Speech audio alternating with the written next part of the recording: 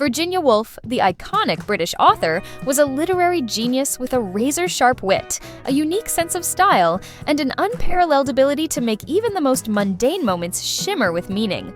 She was one of the leading figures of the Modernist movement, a literary innovator, and, let's face it, someone you'd want at your dinner party for her keen insights and dry humor.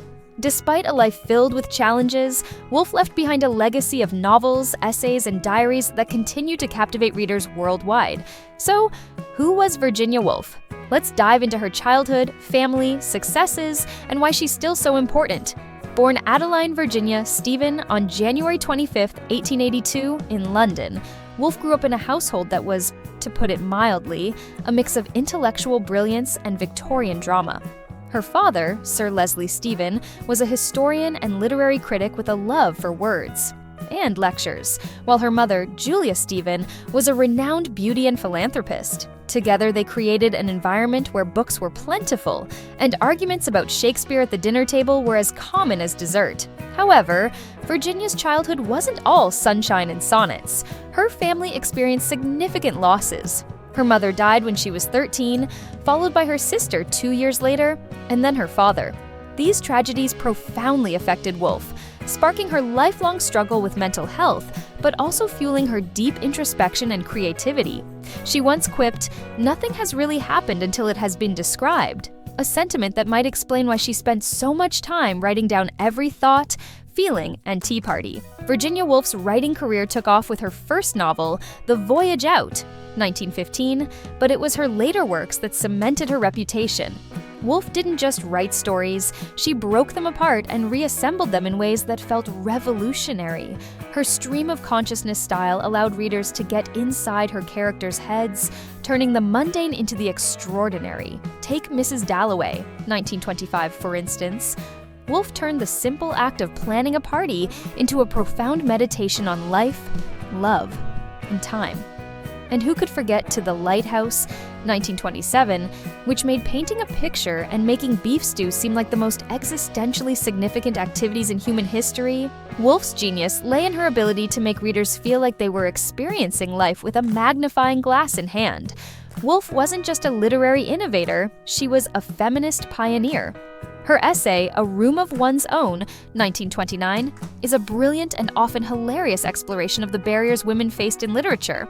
Armed with her biting humor and sharp intellect, Woolf argued that women needed financial independence and literal space to create. Her famous line, "A woman must have money and a room of her own if she is to write fiction," remains a rallying cry for women in creative fields. She also wrote Orlando, 1928, a novel so ahead of its time it feels futuristic even now. Chronicling the life of a character who changes gender over centuries, Orlando is part biography, part fantasy, and 100% Virginia Woolf having a great time. The book was a playful tribute to Woolf's close friend and rumored lover, Vita Sackville West. Who else but Woolf could combine gender fluidity, time travel, and poetic musings into a single masterpiece? Virginia Woolf married Leonard Woolf, a fellow writer and political thinker, in 1912. Leonard was the ultimate literary hype man, supporting Virginia through her writing and struggles with mental health. Their relationship wasn't fiery passion, but a deep and intellectual companionship.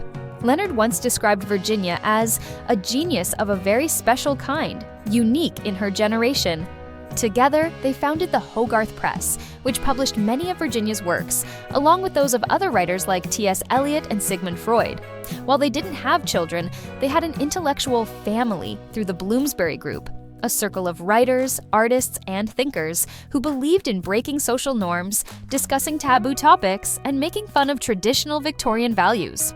If you imagine their gatherings as a mix of deep philosophical debates and witty banter over tea and crumpets, you wouldn't be far off. Virginia Woolf was a fascinating contradiction. She was deeply introspective yet loved witty conversation, profoundly serious but capable of laughing at life's absurdities. Her diaries reveal someone who was keenly observant, endlessly curious, and always striving to capture the fleeting moments of human experience. She was also fiercely independent, a trait that allowed her to carve her own path in a male-dominated literary world.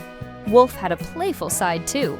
She once dressed up as a member of the Abyssinian royal family, along with her friends, and tricked the British Navy into giving her and her companions a tour of a battleship. That's right, Virginia Woolf, literary legend, was also a practical joker. Woolf's contributions to literature and feminism are immeasurable. She redefined what novels could be, showing that stories didn't need a traditional plot to be compelling. She championed women's rights and proved that female authors could be just as groundbreaking and influential as their male counterparts. Her works continue to resonate because they explore universal themes: the passage of time, the search for meaning, and the beauty hidden in everyday life. Plus, her wit and humor make her essays and novels not just intellectually stimulating, but genuinely fun to read. Virginia Woolf passed away in 1941, but her legacy endures. Her works are studied, celebrated, and adapted, proving that her insights into the human condition are timeless. Whether you're pondering life's big questions or just trying to decide what to make for dinner, Woolf's writing has a way of making you feel seen. So, the next time you find yourself lost in thought, wondering about the meaning of life while making tea, remember, Virginia Woolf would approve.